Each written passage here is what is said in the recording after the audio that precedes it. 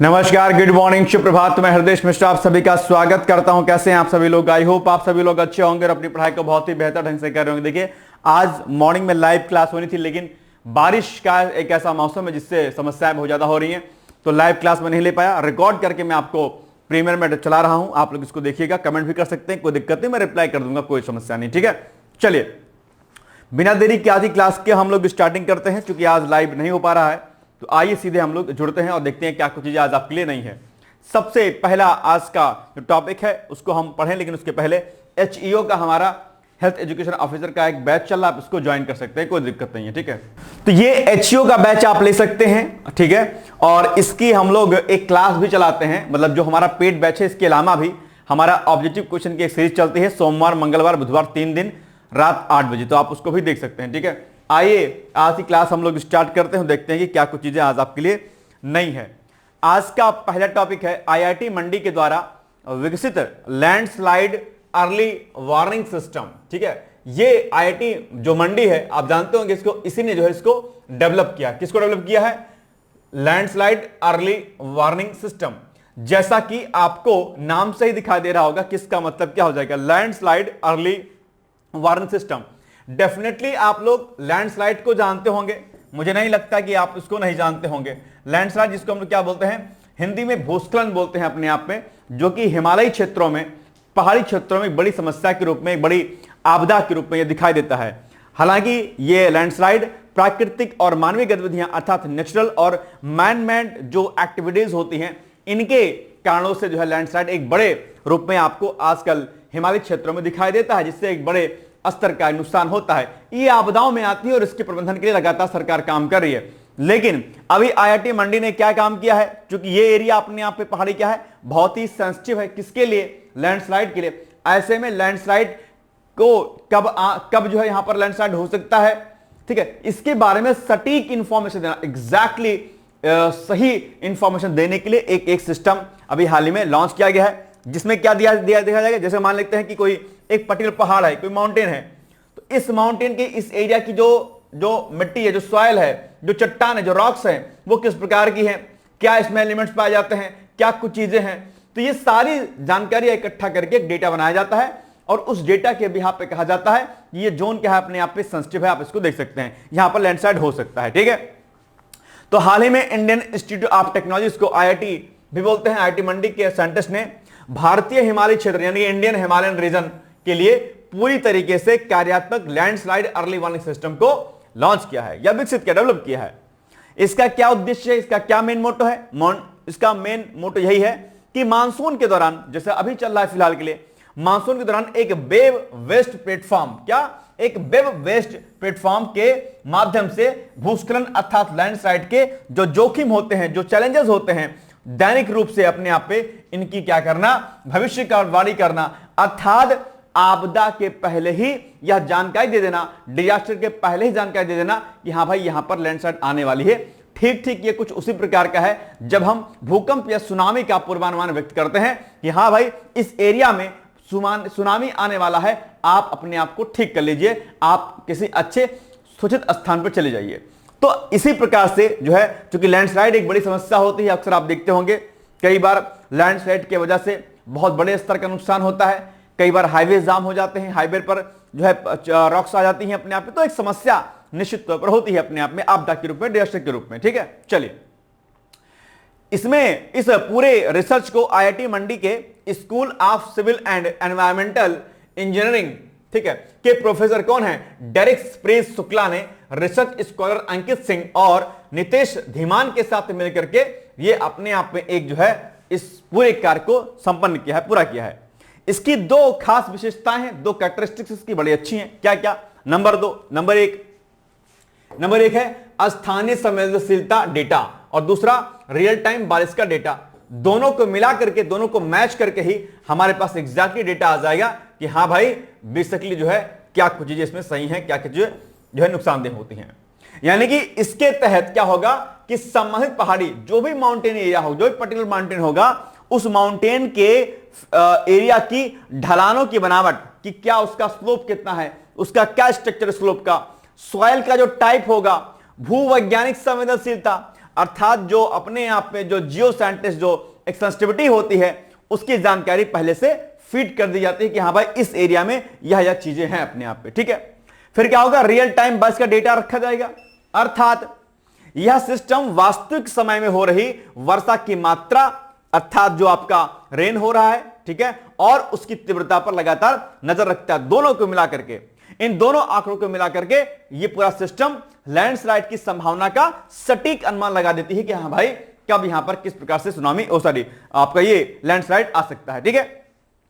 या किसी बड़े क्षेत्र के बजाय जगह के हिसाब से विशिष्ट चेतावनी जारी करती है जिससे आपदा प्रबंधन एजेंसियों को समय रहते बचाव कार्य शुरू करने का अवसर मिल सके।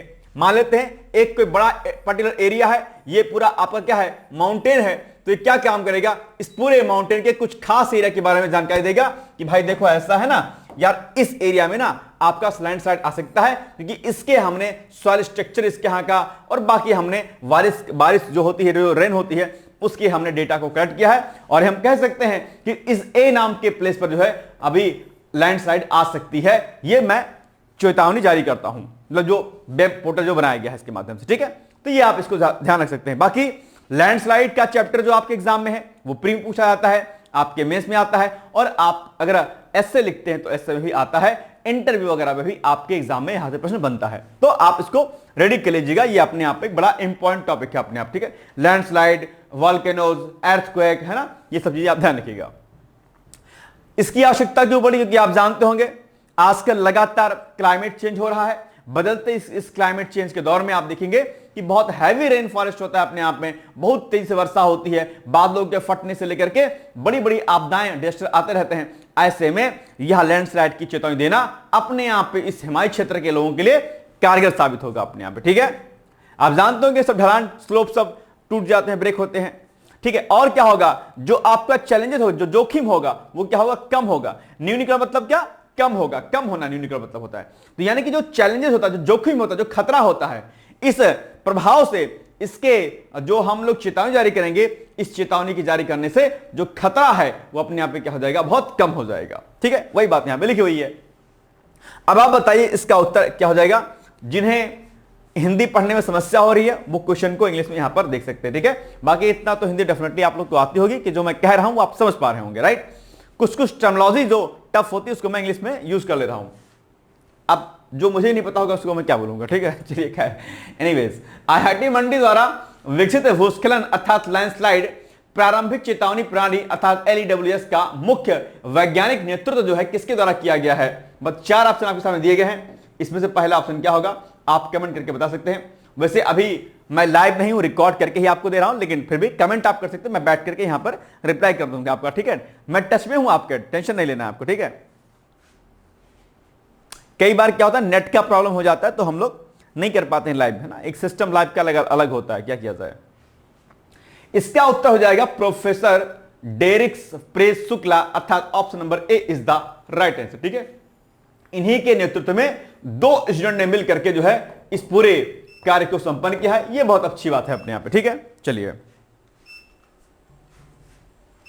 नेक्स्ट है विमुक्त घुमंतु और अर्ध घुमंतु जनजातियों के लिए सीड योजना। यह बहुत अच्छी योजना है। ये कुछ प्रमुख जनजातियां हैं, ध्यान रखिएगा आप लोग। और ये जनजातियों, इनके संरक्षण के लिए जो है सरकार ने एक सीड नाम की एक योजना को अभी हाल ही में लॉन्च किया है, यानी कि इनको हम संरक्षित कर सके, इनके विकास के लिए, इनके डेवलपमेंट के लिए, इनके एजुकेशन के लिए, इनके हेल्थ के लिए और इनके सभी इनकी लिटरेसी रेट आदि को बढ़ावा देने के लिए, ठीक है, और समाज के मुख्य धारा में जोड़ने के लिए, अर्थात इनको प्रॉपर सामाजिक न्याय अर्थात सोशल जस्टिस की संकल्पना की कॉन्सेप्ट से हम इनको परिचित करा सके, इसके लिए ही सरकार ने सीड नाम की योजना को शुरू किया हुआ है, ठीक है, ध्यान रखिएगा। तो जो हमारा एक सामाजिक न्याय और अधिकारिता जो मिनिस्ट्री है, मंत्रालय है अपने आप में, इसी के द्वारा देश के सबसे वंचित अर्थात देश के सबसे गरीब, अपने आप में हाशिए पर मौजूद समुदाय अर्थात जो बहुत गरीब है, जो अंतिम पायदान पे है अपने आप पे देश के, इनके डेवलपमेंट के कल्याण के लिए एक विशेष योजना अर्थात पॉलिसी को क्या किया है, लॉन्च किया गया है। इस योजना को नाम क्या है, इस योजना का जो आप देख पा रहे होंगे, इसका नाम क्या है, सीड पॉलिसी। क्या सीड। अब आपसे एग्जाम में सीड के बारे में पूछ सकता है कि सीड का फुल फॉर्म क्या है। सीड जो है क्या बोलते हैं इसको, स्कीम फॉर क्या, scheme for economic empowerment of DNTs. इसको क्या बोल देंगे, सीड बोलेंगे, SEE और डीएनटीज। ठीक है, तो ये है अपने यहां पे, यानी कि विमुक्तु, घुमंतु और अर्ध घुमंतु जनजातियों के आर्थिक सशक्तिकरण अर्थात इकोनॉमिक जो है एम्पावरमेंट की, ये अपने आप क्या है, एक योजना है। ध्यान दीजिएगा, आप एग्जाम में पूछ सकता है। अच्छा, मुझे कमेंट करके जरा बताओ कि ये जो विमुक्तु, घुमंतु और अर्ध घुमंतु जनजातियां हैं, ये खास करके भारत के किस विशेष क्षेत्रों में पाई जाती हैं। मैं आपसे अपेक्षा करता हूं गूगल करिएगा और मुझे फटाक से इसका आंसर दीजिएगा। अभी नहीं दे पाइएगा कोई बात नहीं, क्लास के बाद दीजिएगा। बाकी आपके एग्जाम में जनजातियों पर प्रश्न बहुत सारे बनते हैं। थारू जनजाति की विशेषता क्या है, बुक्सा जनजाति कहां पाई जाती है, लेप्चा जनजाति कहां पर पाई जाती है, तो ये आप लोग प्लीज रेडी कर लीजिएगा। Not only in Indian context, बल्कि आपको वर्ल्ड लेवल के भी जो ट्राइब्स होती हैं, जो जनजातियां होती हैं, उनके बारे में आपको पढ़ना है। ट्राइब्स पर एक क्वेश्चन हर साल पूछा जाता है। तो ये खास प्रकार के ट्राइब हैं, इनके डेवलपमेंट के लिए, विकास के लिए सीड नामक योजना को लॉन्च किया गया। राइट, ध्यान रखिएगा। देखिए वो लिखा है, इनका एजुकेशन, इनका जो है आपका हेल्थ जो है, इनको इंडस्ट्रियल एरिया से जोड़ सकते हैं, इसके लिए लगातार प्रयास किया रहा है। एमएसएमई सेक्टर से जोड़ने के लिए भी इस पर काम किया जा रहा है। क्या क्या इसके कंपोनेंट्स हैं, तो इसमें शिक्षा, इनको अलग अलग प्रतियोगी परीक्षाओं, जो भी कॉम्पिटिटिव एग्जामिनेशन होते हैं, उनके लिए फ्री कोचिंग इनको दी जाएगी। हेल्थ के लिए आयुष्मान भारत जो प्रधानमंत्री योजना है, जन आरोग्य योजना है, उससे इनको जोड़ा जाएगा। आजीविका और के लिए इनके भीतर इसके डेवलपमेंट करने के साथ साथ इनको एमएसएमई सेक्टर से अर्थात सूक्ष्म, लघु और मध्यम उद्योगों से इनको जोड़ा जाएगा। ठीक है, बस अब आप बताइए इसका उत्तर क्या हो जाएगा। विमुक्तु, घुमंतु और अर्ध घुमंतु जनजातियों के इकोनॉमिकल एम्पावरमेंट की योजना सीड के मुख्य कंपोनेंट अर्थात घटकों में निम्नलिखित में से कौन सा शामिल नहीं है। ध्यान दीजिएगा, अक्सर आप एग्जाम ये गलती बहुत करते हैं, लिखा रहेगा कौन सा नहीं है, नॉट शब्द लगा रहता है, लेकिन आप इसको भूल जाते हैं, सीधे शामिल है करते हैं और तुरंत फटाक से टिक लगा चले आते हैं, वो आपका आंसर रॉन्ग हो जाता है। तो ये बात आपको विशेष तौर पर ध्यान देने की, जब भी आपको एग्जाम देना है अपने माइंड को एकदम रिलैक्स रखना है। कई बार क्या होता है कि जो आसान प्रश्न होते हैं, जो इजी क्वेश्चन होते हैं, आप उन्हीं को गलत करके आते हैं। यह गलती आपको नहीं करनी है, ध्यान दीजिएगा। ठीक है, तो ये पॉइंट आपको याद रखना है। अब आप बताओ कि इसमें से कौन सा शामिल नहीं है। प्रतियोगी परीक्षाओं के लिए मुफ्त कोचिंग दी जाएगी, बिल्कुल दी जाएगी, ठीक है, कोई दिक्कत नहीं है। आयुष्मान भारत के तहत स्वास्थ्य बीमा दिया जाएगा, बिल्कुल दिया जाएगा, कोई दिक्कत नहीं है। प्रधानमंत्री आवास योजना के माध्यम से मकानों का निर्माण किया जाएगा, इनके लिए बिल्कुल किया जाएगा, कोई दिक्कत नहीं है। सी ऑप्शन है, विदेशी विश्वविद्यालयों में उच्च शिक्षा के लिए 100% छात्रवृत्ति, दरअसल ये नहीं दिया जाएगा, ये इस सीड योजना में शामिल नहीं है। और क्या कह रहा है कि इनमें से कौन सा शामिल नहीं है, तो बाबू यही नहीं शामिल है, यानी कि उत्तर क्या हो जाएगा, सी इज द राइट आंसर। ठीक है, कोई समस्या तो नहीं है। चलिए आगे बढ़ते हैं। अच्छा, अगर आप ध्यान नहीं देते कि नहीं क्या शब्द है, तो तुरंत जैसे देखते आप आंसर, तुरंत एक को खट से टिक लगा के चले आते या अन्य को टिक लगा चले आते, तो गलती आपको नहीं करनी है। ओके, चलिए, ये इंग्लिश में लिखा हुआ है ना, आप इसको पढ़ सकते हैं। ठीक है, चलिए नेक्स्ट है, भारत इंडोनेशिया सांस्कृतिक कूटनीति प्रांगण मंदिर परिसर संरक्षण परियोजना। ध्यान दीजिएगा, बहुत महत्वपूर्ण आपके लिए है ये क्वेश्चन आपके लिए। और इसके पहले जो अभी हमने ये आपको कराया क्वेश्चन, ये वाला टॉपिक, ये वाला भी आप एग्जाम के लिए बहुत इंपॉर्टेंट है। वैसे तो मैंने कई बार आपसे कहा है कि जो भी मोस्ट इंपॉर्टेंट एग्जाम के पॉइंट ऑफ प्रश्न होते हैं वही मैं आपको कराता हूं, और यही कारण है कि आपको मेरी क्लास के सारे क्वेश्चन आपको देखने को मिलते होंगे पीसीएस की परीक्षाओं में, यूपीएससी में और अलग अलग जगहों पर, क्योंकि ये सारा डेटा कॉपी पेस्ट का नहीं होता बाबू, है ना, ये मेहनत से बनता है। ध्यान रखिएगा। चलिए, हाल ही में, अच्छा, ये जो मंदिर है अपने आप में प्रांगण मंदिर, जो की चर्चाओं में है, आप इसको जानते होंगे, और इसके संरक्षण के लिए लगातार काम चल रहा है अपने आप में, और ये बहुत बड़ा एक अपने आप में मंदिर परिसर है, आप इसको जानिएगा। ठीक है, ये यूनेस्को के विश्व धरोहर स्थलों में भी शामिल है, आप यह भी जानते होंगे। जब इसके पहले इंडोनेशिया के जो प्रेसिडेंट थे, जब वो आए थे प्रोबो सुबियांतो, तो उन्होंने इसके विकास की आधारशिला भी रखी थी अपने आप पे, ध्यान दीजिएगा आप लोग। ठीक है, तो पीएम मोदी और इंडोनेशिया के प्रेसिडेंट कौन है, प्रोबो सुबियांतो, इनका नाम याद रखिएगा। कई बार जब कोई देश चर्चाओं में रहता है तो उसके प्रेसिडेंट के नाम पूछ लेता है।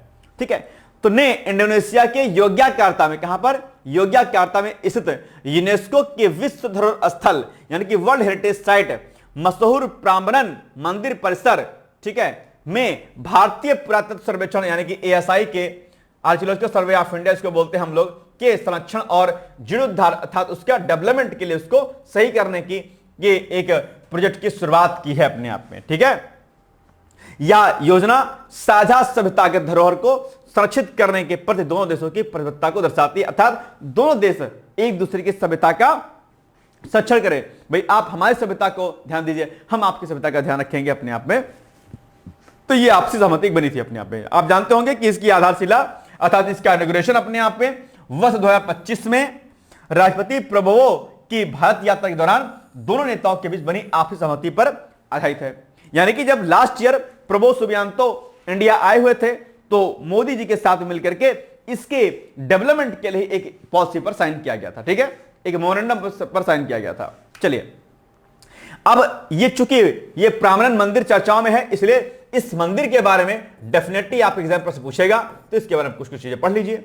इसकी जो ज्योग्राफिकल जो अवस्थिति है अपने आप पे वो कहां पर है, तो बेसिकली आप देखेंगे तो प्रांगण इंडोनेशिया के जावा द्वीप पर, कहां पर, इंडोनेशिया के जावा द्वीप पर योग्याकार्ता के पास स्थित देश का सबसे बड़ा हिंदू मंदिर है अपने आप में। और आप जानते होंगे यह 3 देवताओं पर बेस्ड है, 3 देवताओं को समर्पित यह मंदिर है अपने आप में। कौन कौन से, आप ध्यान रखिएगा कि भगवान शंकर, भगवान विष्णु और भगवान ब्रह्मा पर यह बेस्ड 3 जो देवताओं पर जो है ये मंदिर बना हुआ है। ऐतिहासिक पृष्ठभूमि में अर्थात अगर हम इसके हिस्टोरिकल बैकग्राउंड की बात करते हैं थोड़ा सा, तो मुख्य रूप से 9वीं सदी ईस्वी में बनी मूल संरचनाएं शामिल हैं और 11वीं सदी की शुरुआत में राजनीतिक सत्ता में बदलाव, भूकंप आदि और ज्वालामुखी विस्फोटों के कारण यह मंदिर ढह गए थे, जिन्हें 17वीं सदी में उसको पुनः खोजा गया। यह कॉम्प्लेक्स त्रिमूर्ति अर्थात शिव, विष्णु और ब्रह्मा को समर्पित है। ध्यान दीजिएगा, आप एग्जाम पर से पूछ लेगा कि किन देवताओं को समर्पित है, कुल कितने देवता हैं। इसे 3 संकेंद्रित चौकोर हिस्सों, ठीक है, के रूप में डिजाइन किया गया, जिसमें कुल 240 मंदिर थे। अभी वर्तमान में 224 मंदिर शेष बचे हैं इसमें। ठीक है, केंद्रीय भाग की बात करते हैं, सेंट्रल जो इसका पार्ट है, सबसे अंदर वाले हिस्से में कितने मंदिर हैं, 16 मंदिर हैं, जिनमें से 47 मीटर ऊंचा केंद्रीय शिव मंदिर भी है और इसके उत्तर में ब्रह्मा मंदिर है और दक्षिण में क्या है, विष्णु मंदिर है। ध्यान दीजिएगा, रामायण पहले मई से अक्टूबर के महीनों में पूर्णिमा की शाम को मंदिर के दक्षिणी हिस्से में बने खुले थिएटर में रामबाण बैले का भी मंचन किया जाता है। बाकी जैसा कि मैंने आपसे कहा कि यूनेस्को की वर्ल्ड हेरिटेज साइट में इसको शामिल किया गया है। ध्यान दीजिएगा, क्योंकि यूनेस्को के अनुसार इस मंदिर की जो पत्थर की नक्काशी है अपने आप में वह रामायण महाकाव्य के इंडोनेशियाई संस्करण को दर्शाया गया है और यह क्षेत्र शास्त्रीय काल की उत्कृष्ट कृति के रूप में शिव कला को जो है भव्य रूप में प्रस्तुत करता है अपने आप पे। तो ये निश्चित तौर पर हमारी संस्कृति का एक साझा प्रयास है कि हम इसको सुरक्षित करने का प्रयास कर रहे हैं। ठीक है, बाकी इसके लिए हमने लगातार काम हम लोग कर रहे हैं, इस सारी इसकी विधियां लिखी हुई हैं। हमारा जो एएसआई है वो लगातार ऐसे देशों में काम कर रहा है जहां पर हम अपनी सभ्यता संस्कृति को बचाने का प्रयास कर रहे हैं। ठीक है, वही सब बात यहां पे लिखा हुआ है। अच्छा, एक बात और खास बात है कि प्रारंभ से पहले भारतीय पुरातत्व सर्वेक्षण ने इंडोनेशिया में बोरोबुदुर मंदिर परिसर, क्या बोरोबुदुर मंदिर परिसर का भी बड़े पैमाने पर इसका डॉक्यूमेंटिफिकेशन किया है अपने आप पे। तो ये भी इंडोनेशिया में है, ध्यान दीजिएगा अपने आप पे। ठीक है, और ये बोरोबुदुर मंदिर यह दुनिया के सबसे बड़े बौद्ध स्मारकों में से एक है, जिसे 8वीं और 9वीं सदी ईस्वी में शैलेंद्र राजवंश के शासनकाल के दौरान बनाया गया था। यह सेंट्रल जावा की केडू घाटी में यह क्या है। तो ये भी आप एग्जाम में पूछा जा सकता है, ध्यान दीजिएगा आपके। ठीक है, अब इस पर छोटा सा बन जाएगा प्रश्न आप एग्जाम में। ठीक है, कि हाल ही में चर्चा में रहा प्रांगण मंदिर परिसर, ठीक है, जहां भारतीय पुरातत्व सर्वेक्षण संरक्षण और जीर्णोद्धार परियोजना शुरू कर रहा है, किस देश में स्थित है अपने आप में। आसान है बहुत, हालांकि ये तो बहुत आसान प्रश्न है, लेकिन आप एग्जाम में इस पूरे मंदिर के बारे में प्रश्न पूछ लेगा। इसकी कैसे कलाकृतियां हैं, कौन से स्टोन्स में लगाए गए हैं, किन मंदिर पर मंदिर में किन देवताओं को समर्पित मूर्तियां लगाई गई हैं, ये बहुत सारे फैक्ट आपको देखने को इससे मिल सकते हैं। ठीक है, चलिए, ये कहां पर है, सिंपल सी बात है भाई, ये सब आपका इंडोनेशिया में है। C is the right answer, it's very easy answer है ना। चलिए, अच्छा, इसी पर ना अब आपके मेंस के लिए कुछ क्वेश्चन बन जाएंगे जिसका आंसर आपको देना होता है। आप चाहें तो लिख करके हमें भेज सकते हैं हमारे कोऑर्डिनेटर नंबर पर। ठीक है, प्रश्न क्या बनेगा इस पर, आर्ट एंड कल्चर का प्रश्न बनेगा। ध्यान दीजिएगा कि सांस्कृतिक और सभ्यतागत कूटनीति वर्तमान समय में भारत की एक्ट ईस्ट पॉलिसी को सुदृढ़ करने का एक मुख्य परंतु अत्यंत प्रभावी माध्यम है। दक्षिण पूर्व एशिया में भारतीय पुरातत्व सर्वेक्षण की भूमिका और प्रामरण परियोजना के विशेष संदर्भ में इस कथन का परीक्षण कीजिए। अगर समझ में नहीं आया होगा तो आप इसको स्क्रीनशॉट लेके इसका आप इंग्लिश में कन्वर्ट कर सकते हैं इसको, या मैं आपको कल से इसका इंग्लिश वर्जन भी दे दिया करूंगा। ठीक है, चलिए सेकंड क्वेश्चन क्या बनेगा मेंस का इस पे कि दक्षिण पूर्व एशिया में हिंदू और बौद्ध धर्म के प्रसार के ऐतिहासिक और स्थापत्य साक्ष्यों पर प्रकाश डालिए। ठीक है, इंडोनेशिया में स्थित प्रामरण और बोरोबुदुर मंदिर परिसरों का भारत के साथ सांस्कृतिक संबंधों का दृष्टिकोण से क्या महत्व है। यानी कि जो इंडोनेशिया में जो आपका प्रामरण और जो बोरोबुदुर मंदिर है, इस मंदिर का भारत के साथ जो कल्चरल रिलेशन है उसके साथ आप इसके इंपॉर्टेंस को क्या समझते हैं अपने आप पे। ठीक है, और कह रहा है कि दक्षिण पूर्व एशिया में जो हिंदू और बौद्ध धर्म का जो प्रसार हो रहा है इसका हिस्टोरिकल और जो स्थापित साक्ष्य है इस पर आपको प्रकाश डालना है, तो आप इसको लिख सकते हैं आसानी से। ठीक है, चलिए नेक्स्ट है राष्ट्रीय जूट बोर्ड की अभिनव पहल और राष्ट्रमंडल खेल 2026 में सतत वस्त्र अर्थात सस्टेनेबल टेक्सटाइल्स पर जोर दिया जा रहा है। कहने का मतलब क्या हुआ कि 2026 में आप जानते होंगे कि कॉमनवेल्थ गेम्स होने वाले हैं, और उस कॉमनवेल्थ गेम्स में जो हमारे प्लेयर्स होंगे वो जूट के बने कपड़ों का जो है क्या करेंगे, प्रयोग करेंगे अपने आप पे, जिससे क्या होगा कि जूट जो हमारा टेक्सटाइल इंडस्ट्री है उस पर भी विशेष तौर पर जो है क्या होगा, प्रकाश पड़ेगा, अर्थात उसका डेवलपमेंट होगा अपने आप पे, किसानों की आय बढ़ेगी अपने आप पे, व्यापारी का आय बढ़ेगी अपने आप पे, और इससे एक बड़े स्तर का फायदा देखने को मिलेगा। यानी कि अभी हाल ही में जो वस्त्र मंत्रालय है अपने आप पे, उसने एक तकनीकी और पर्यावरणीय अनुकूल नवाचार, ठीक है, यानी कि टेक्नोलॉजी एंड एनवायरमेंटल बेस्ड जो अपने आप पे एक इनोवेशन है उसकी घोषणा की है। इसके तहत क्या होगा कि राष्ट्रीय जूट बोर्ड होता है, आप जानते होंगे, नेशनल जूट बोर्ड ने जूट और विस्कोस, ये दो शब्द आप जानते होंगे, जूट भी जानते होंगे, विस्कोस भी जानते होंगे। ठीक है, जूट के विशेष में जूट और विस्कोस के मिश्रण से उसको मिलाने से एक सतत परिधान अर्थात एक इको फ्रेंडली आउटफिट्स तैयार किए गए हैं। इन विशेष रूप से डिजाइन किए गए परिधानों को आगामी जो आपका जो राष्ट्रमंडल खेल होगा उसमें हम लोग क्या करते हैं, भाग लेने वाले भारतीय एथलीट और जो भारतीय हमारा दल होगा वो इसको पहनेगा। ठीक है, इसमें प्राकृतिक और कृत्रिम रेशों का मिश्रण है इसमें अपने आप में, अर्थात यह वस्त्र निर्माण जूट एक जो क्या है, जूट जानते हो क्या है, अपने आप में एक प्राकृतिक नेचुरल जो है रेशा है, थ्रेड्स है अपने आप में नेचुरल है। और विस्कोस क्या है, विस्कोस एक पुनर्जीवित सेलुलोज रेशा होता है अपने आप में। ठीक है, तो इन दोनों को मिलाने से ही जो है क्या होगा, हम एक कपड़े का निर्माण करेंगे। ठीक है, आप जानते होंगे जूट जो क्या करेगा, जूट जो होता है अपने आप में, ये जो रेशा होता है अपने आप में नेचुरल रेशा होता है, ये कपड़े को मजबूती प्रदान करेगा। जूट के कपड़े बहुत मजबूत होते हैं। ठीक है, और ये जो विस्कोस होगा ये कपड़े को सॉफ्ट बनाएगा अपने आप पे, है ना।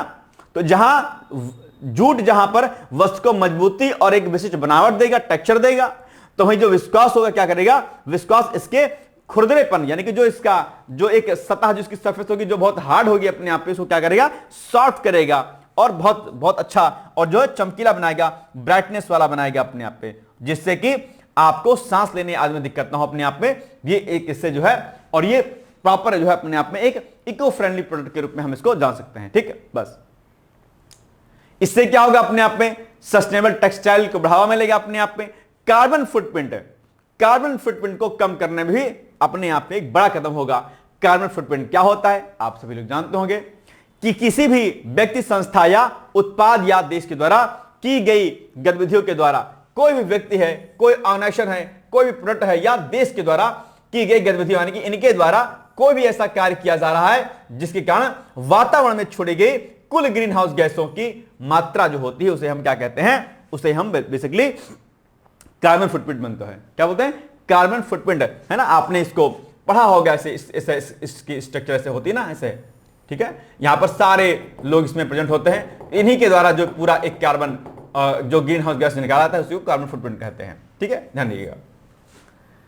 ये कुछ पॉइंट है जो मैंने आपको अभी बता दिए हैं, तो अपने आप में ये फैक्ट हो जाएगा आपके लिए इंपॉर्टेंट, इसको आप एक बार पढ़ लीजिएगा। ठीक है, चलिए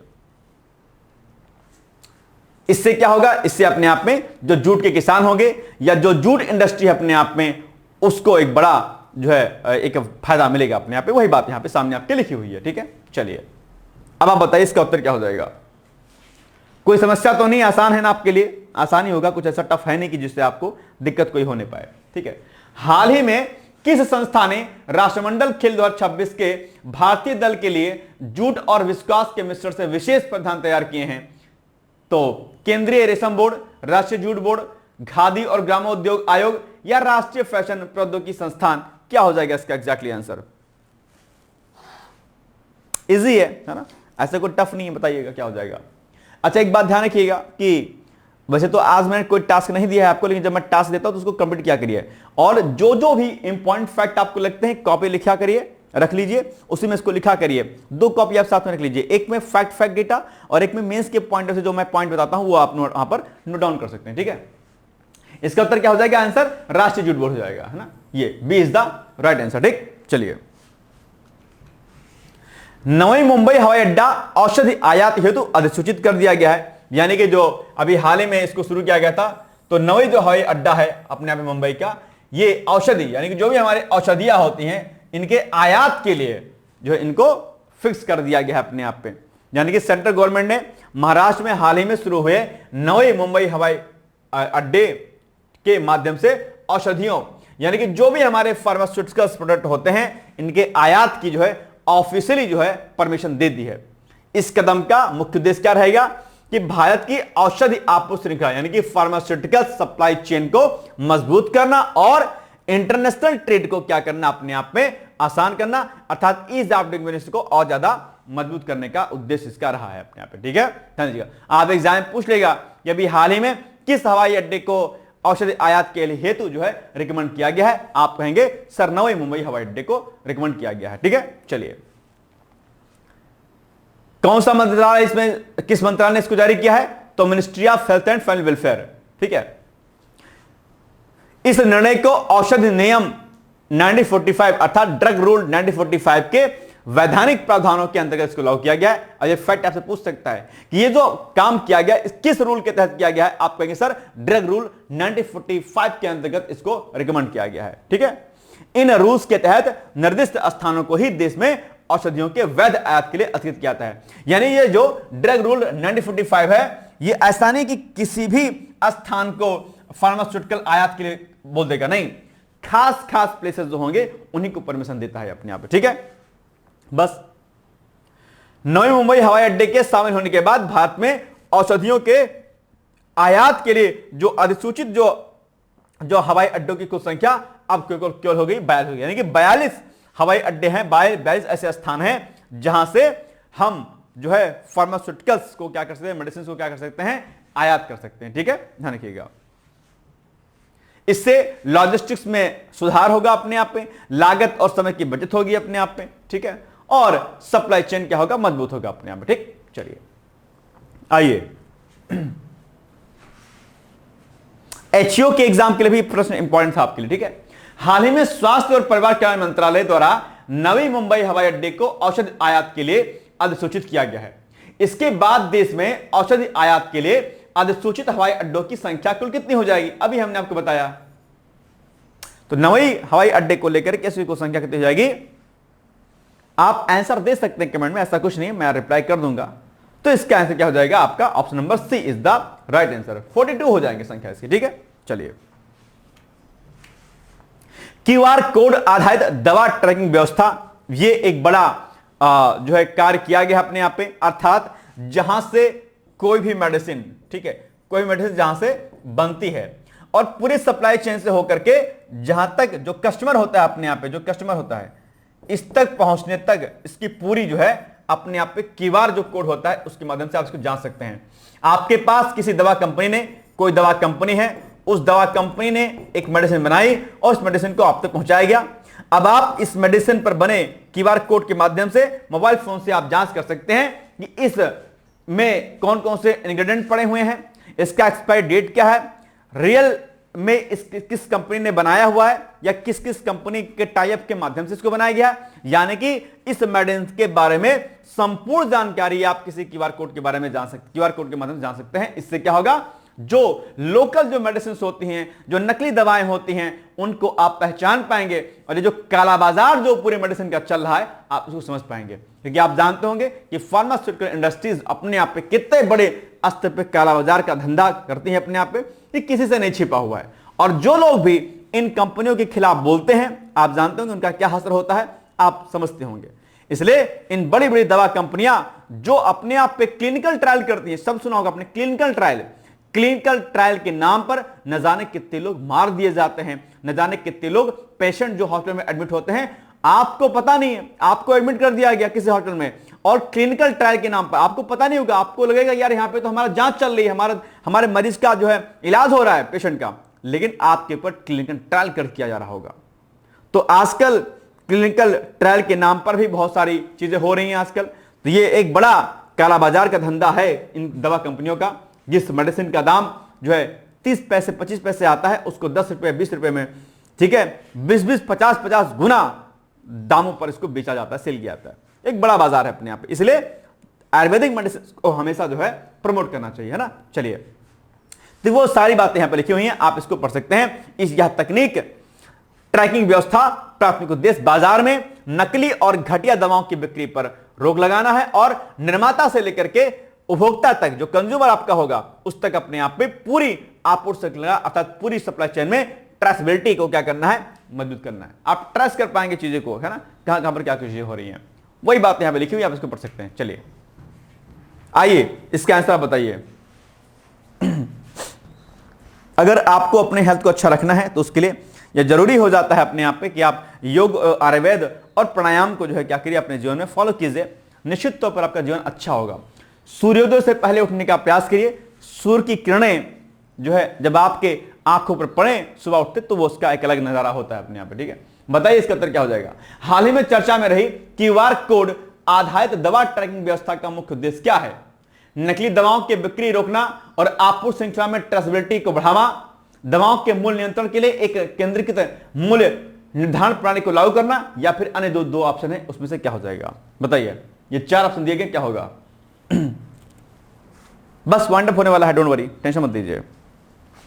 option number A is the right answer, ठीक है, यही हो जाएगा आपका, ठीक है। ये ठीक, इंग्लिश में आप पढ़ सकते हैं इसको।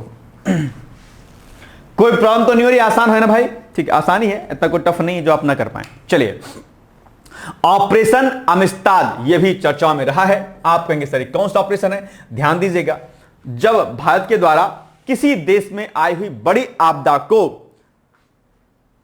जो है कंट्रोल करने के लिए, मिटिगेट करने के लिए जब कोई ऑपरेशन चलाया जाता है या कोई सैन्य अभियान आधारित कोई ऑपरेशन होता है, तो ऐसे प्रश्न आप एग्जाम में आते हैं कंट्रोवर्स में। अभी हाल ही में वेनेजुएला में एक बड़े स्तर का भूकंप अर्थात अर्थक्वेक आया हुआ था, जान माल की बहुत बड़ी हानि हुई थी। तो वहां पर जो है हमने अपनी मेडिकल टीम को, डॉक्टर्स को वहां पर भेजा और वहां पर लोगों का इलाज करना हमने शुरू किया। इसी को हमने क्या नाम दिया? ऑपरेशन अमिस्ताद दिया। राष्ट्रीय डॉक्टर डे के अवसर पर ही पीएम मोदी ने डॉक्टरों की सराहना की है और कहा है कि आप हमेशा देश के काम आते हैं, ठीक है। डॉक्टर को ऐसे भी भगवान कहा जाता है ना। तो ये हमने ऑपरेशन वेनेजुएला में आए हुए जो है आपका जो भूकंप था उसको हमने मिटिगेट करने के लिए इसको चलाया हुआ था, ठीक है। ध्यान दीजिएगा, वही सारी बातें यहां पे लिखी हुई, आप इसको पढ़ सकते हैं, कोई दिक्कत नहीं, ठीक है। चलिए, डॉक्टर्स जो अन्य हमारे पैरामेडिकल जो हमारी चीजें थी, फोर्सेस थे, उन सबको हमने वहां पर लगाया अच्छे तरीके से, ठीक है। चिकित्सा टीम प्रॉपर वहां पर आपातकालीन स्वास्थ्य सेवाएं, जो आपकी जीवन रक्षक मेडिसिन होती हैं उनको, ठीक है, सब वहां पर लेके गए हैं अपने आप में। क्योंकि आप जानते होंगे कि हम क्या, हमारा क्या ध्येय रहता है? हमारा ध्येय है वसुधैव कुटुंबकम का। ये वेद में है, ये बात कहां पर लिखी गई? वेद में। वसुधैव कुटुंबकम, यह देश कैसा है? यह देश केवल अपने बारे में नहीं सोचता है, बल्कि यह देश पूरे विश्व के बारे में सोचता है। क्यों? क्योंकि वसुधैव कुटुंबकम का हमारे यहां पर कॉन्सेप्ट है, अर्थात संपूर्ण विश्व क्या है? एक परिवार है अपने आप में। और इसीलिए हमारे वेदों में कहा गया है कि सर्वे भवन्तु सुखिनः, सर्वे सन्तु निरामयाः, सर्वे भद्राणि पश्यन्तु, मां कश्चित् दुख भाग भवेत्। प्रेम से मिलकर चलो, बोलो सभी जानी बनो, पूर्वजों की भांति तुम कर्तव्य के मानी बनो, और हो विचार समान सबके, सबके थॉट्स सबके थिंक सेम हो विचार समान सबके, चित्त सब एक हो, सबके दिल सबकी आत्माएं एक हो, चित्त सब एक हो, और ज्ञान देता हूं बराबर, भोग्य प्यास सब नेक हो। अच्छा, मैं ज्ञान को ज्ञान बोल रहा हूं, आपने नोटिस किया इसको? जरा मुझे बताइएगा कि ज्ञान शब्द को मैं ज्ञान क्यों बोल रहा हूं? अगर कोई धुरंधर व्याकरण का है तो बताइएगा मुझे, ठीक है। प्रोनाउंसिएशन में ज्ञान को ज्ञान कर रहा हूं, है ना, बताइएगा भाई साहब, कौन बता पाएगा मुझे? चलिए, तो ये आप लोग थोड़ा सा ध्यान दीजिएगा, और हमारे यहां पर जो है ऐसे कॉन्सेप्ट दिए गए हैं। चलिए, हमने राष्ट्र के नाम पर भी हमारे यहां पर वेदों में मंत्र दिए गए हैं ना। मैं कई बार क्लास में मैंने कहा है कि ओम आ ब्रह्मांड ब्रह्मणो ब्रह्मवर्चसी जयताम राष्ट्रीय राजन्यो सूर्य शुद्ध व्याति जयताम ध्रुव ओडनासु सप्ति प्रोयः यजमाने वीरो जयताम निकामे निकामे नहा। ऐसा करके एक मंत्र है हमारे यहाँ पर, इदम राष्ट्राय इदम नमम, इदम राष्ट्राय इदम नमम, यह सब कुछ राष्ट्र का मेरा नहीं है। इदम राष्ट्राय इदम नमम, यह सब कुछ राष्ट्र का मेरा नहीं है। तो यह भाव हमारे भीतर रहता है, इसीलिए हम हमेशा अलग अलग देशों की हम सहायता हमेशा करते हैं। पड़ोसी फर्स्ट की नीति भी हमारे यहां पर चलती है। चलिए, हाल ही में राष्ट्रीय डॉक्टर्स डे के अवसर पर प्रधानमंत्री मोदी द्वारा सराहे गए ऑपरेशन अमिस्ताद, अमिस्ताद से स्पेनिश शब्द होता है जिसका मतलब होता है दोस्ती अपने आप में, है ना। स्पेनिश शब्द है शायद, जहां तक मुझे याद आ रहा है ये स्पेनिश ही शब्द है। आप मुझे कट कर सकते हैं अगर मैं रॉन्ग होगा तो, ठीक है। अमिस्ताद क्या है, अपने आप में स्पेनिश शब्द है जिसका मतलब क्या हुआ, दोस्ती हुआ, दोस्ती। और प्रधानमंत्री मोदी दोस्ती के मामले में कितने धुरंधर हैं आप जानते होंगे इस चीज को, ठीक है। चलिए, तो बताइए कि इसका उद्देश्य क्या है, बताइएगा। ऑप्शन आपके सामने 4 यहां पे दिए गए हैं, बताइएगा ए बी सी डी में से क्या एक हो जाएगा। इट्स वेरी इजी क्वेश्चन है ना। इंग्लिश वाले भाई साहब पढ़ लीजिए आप लोग भी। चलिए, what is the primary objective of operation Amistad which was recently lauded by prime minister Narendra Modi on the occasion of national doctors day. ठीक है, इसका उत्तर क्या हो जाएगा, आपका ऑप्शन नंबर ए हो जाएगा। ठीक है, चलिए, ठीक है, ए। कॉर्पोरेट मित्र योजना, ये भी चर्चाओं में है, कुछ खास इंपॉर्टेंट नहीं है लेकिन ठीक है, आप पढ़ सकते हैं। 2026-27 का जो बजट था उसमें कॉर्पोरेट मित्र योजना की शुरुआत हुई थी। ठीक है, जो छोटे उद्योगों के परिचालन को सुगम बनाने की दिशा में एक बड़ा कूटनीतिक कदम है अपने आप पे, कॉर्पोरेट मित्र योजना। ठीक है, इसका क्या उद्देश्य है, देश भर में विशेष रूप से प्रशिक्षित पेशेवरें जैसे कि आपका सीए हो गए, लीगल एक्सपर्ट हो गए और बिजनेस कंसल्टेंट्स जो होते हैं का एक ऐसा नेटवर्क या पुल तैयार करना है। ये इस पूरे हमारे इसमें है कॉर्पोरेट मित्र योजना, नाम ही इसका कॉर्पोरेट मित्र स्कीम, नाम ही इसका कि कॉर्पोरेट सेक्टर के लोगों को इकट्ठा करना अपने आप में, जो कि क्या करेंगे, जो सूक्ष्म और लघु उद्योगों, ठीक है, इनको क्या करेंगे, इनको जटिल कर प्राणियों, विनियामक और कानूनी जो अपने आप पे अनुपालनों और आधुनिक व्यापार विकास नीतियों में सीधी व्यवहारिक सहायता दे सकते हैं अपने आप पे। ठीक है, इससे हमारा क्या होगा, जो हमारा व्यवसाय आदि है ये मजबूत होगा अपने आप में और अनुपालन लागत जो है कम होगी अपने आप पे और देश का जो हमारा बाजार है वो आगे बढ़ेगा और हमारी अर्थव्यवस्था, इकोनॉमी हमारी क्या होगी, मजबूत होगी। ज्यादा इंपॉर्टेंट नहीं लेकिन ठीक है, कोई बात नहीं, पढ़ सकते हैं इसको। चलिए, अब आप बताइए, इसका क्वेश्चन खुद पढ़िए, खुद इसका आंसर दीजिए। कॉर्पोरेट मित्र जो पहल है इसका क्या उद्देश्य है, बताइए। आसान है बाबू, है ना, टफ नहीं है, ध्यान रखिएगा। चलो,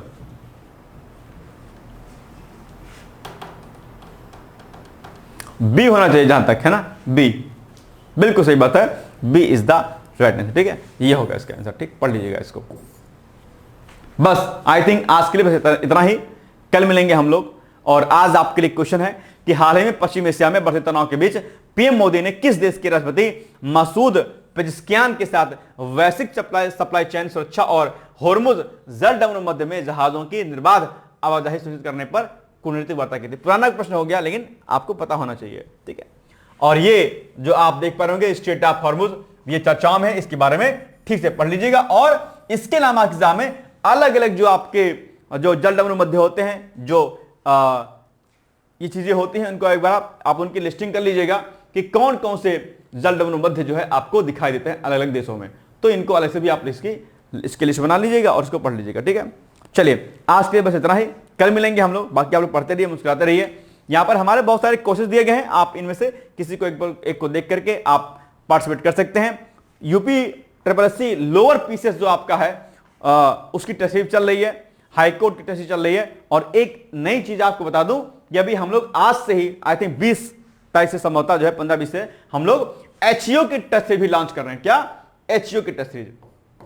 एचईओ का हमारा बैच तो चल ही रहा था पहले प्रॉपर, अब हम लोग एचईओ की टेस्ट सीरीज भी लॉन्च कर रहे हैं। आप लोग एचईओ के टेस्ट सीरीज को ज्वाइन कर सकते हैं। इसमें 6000 प्लस प्रश्न आपको देखने को मिलेंगे। बहुत बेहतर कंटेंट, मतलब बहुत बेहतर कंटेंट इसमें टेस्ट सीरीज में आपको दिया जाएगा। आप इसको ज्वाइन कर सकते हैं। इसके लिए ऊपर दिया गया नंबर है, आप इसमें किसी में भी कॉल कर सकते हैं। अगर आपको सीधे मुझसे संपर्क करना होगा तो आप इस नंबर पे संपर्क कर लीजिएगा, ठीक है, 860 वाले पे। ठीक, ये टेस्सी एचओ की आपको लॉन्च हो रही आज ही, इस पर एक वीडियो अभी मैं 12 बजे बनाऊंगा इस पर, ठीक है। चलिए फिर आज के लिए बस इतना ही। बाकी पढ़ते रहिए, मुस्कुराते रहिए, यूं ही आगे बढ़ते रहिए और अपने समय का सदुपयोग कीजिए। आपकी सफलता हमारे लिए बहुत महत्वपूर्ण है, हमारे लिए बहुत जरूरी है। मैं जानता हूं कि आप बहुत मेहनत कर रहे होंगे। बहुत सारे ऐसे विद्यार्थी हैं जो लगातार फोकस करते रहते हैं अपने स्टडी पर, कई बार नहीं कर पाते हैं, लेकिन फिर भी ठीक है, कोई दिक्कत नहीं है। कहीं पर कोई प्रॉब्लम होती है तो आप संपर्क कर सकते हैं। और जो हमारे बैचेज हैं आप उनमें एडमिशन लीजिए। एक बेहतर कंटेंट, एक बेहतर स्ट्रैटेजी और एक बेहतर जो टेस्ट के साथ में आपको सारा कंटेंट दिया जाता है। मैं उम्मीद करता हूं कि आप डिकोड एग्जाम के किसी भी कोर्स में जुड़िए, लेकिन पूरी ईमानदारी पूर्वक जुड़िए और जो जो हम कहते हैं उसको अच्छा सा फॉलो कीजिए। मैं गारंटी देता हूं कि आपको सफलता जरूर मिलेगी। बहुत बहुत धन्यवाद है। कल मिलेंगे इसी टाइम यानी कि सुबह 9 बजे लाइव क्लास के साथ। तब तक के लिए धन्यवाद। Thank you so much. All the best. Bye bye.